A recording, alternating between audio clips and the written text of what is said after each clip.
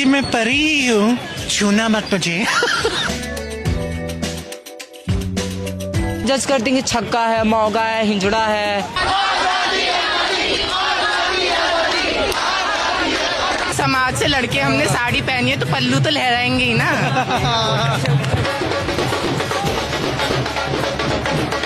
चप्पल निकाल के मुंह पे पोंछूंगी। अपने बाल बच्चा को देखो, उसके बाद मुझे देखना। पहले अपने घर में झांको, उसके बाद मेरे घर में झांकना।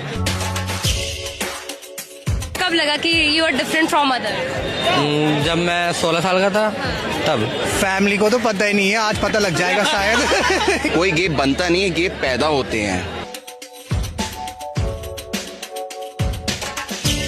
My mom found out but बताया नहीं था, बट आई थिंक सो। पता चल गया। मतलब बात नहीं करते उस बारे में बट पता है। इंडिया में 18% LGBT है, उसमें से कुछ छुपे हुए, तो एक दिन सारे बाहर आ जाएंगे।